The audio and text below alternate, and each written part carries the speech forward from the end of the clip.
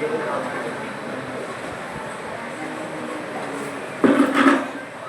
ఈరోజు దేవుని వాగ్దానం. ఈరోజు దేవుని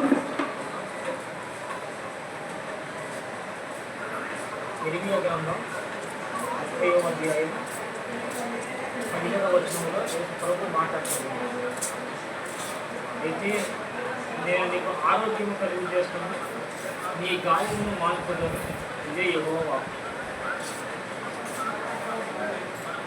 అంటే ప్రభు చెప్తున్నాడు, నేను స్వస్థపరిచే దేవుడు నేనే, నీ గాయాలు కట్టే దేవుడు నేనే, నేను నీకు పరమ డాక్టర్నే. మన శరీరానికి రోగం వస్తే డాక్టర్లు ఉంటారు, మన ఆత్మకు రోగం వస్తే యేసు ప్రభు స్వస్థపరిచేది. ఈ ప్రభు నీతో చెబుతున్నాడు, నేను నీకు నిశ్చయముగా ఆరోగ్యం కలుగు చేస్తాను. పేతురు అత్తకి జ్వరం ఎలాగో వస్తే ఆమె అత్తను ముట్టితే ప్రభు ఎలాగా స్వస్థత పొందుకుంటూ ప్రభు ఈరోజు నీతో మాట్లాడుతున్నాడు ఈ వాక్యం ద్వారా. నేను నీకు ఆరోగ్యం కలుగు చేస్తాను, నీ గాయమును మానుపుతాను, ఇదే యెహోవా వాక్కు అంటున్నాడు.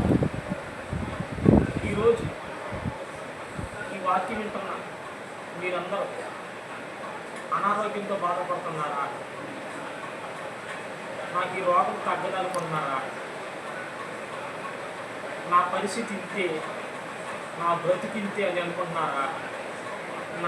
నా గాయము మానదని నువ్వు అనుకుంటున్నావా?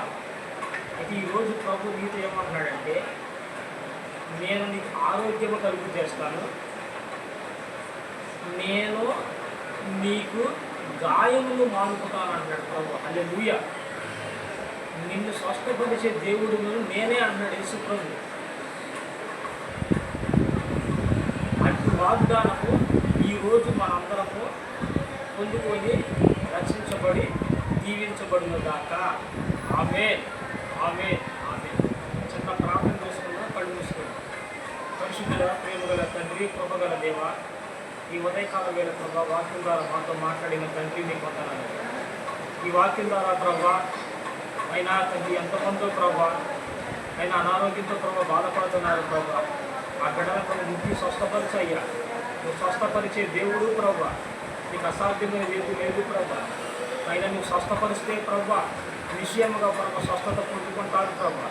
అలాగే తండ్రి అయినా తండ్రి మాకు ప్రభా అరికాందించి ప్రభా తన వరకు ప్రభా మాకు నిశ్చయముగా స్వస్థత కలిగించే ప్రభా. అయినా తండ్రి మాకు సంపూర్ణమైన విడుదల ప్రభ కలిగించే ప్రభా. క్రీస్తు యేసు నామములో అడిగి వేడుకుంటున్నాం తండ్రి. ఆమేన్.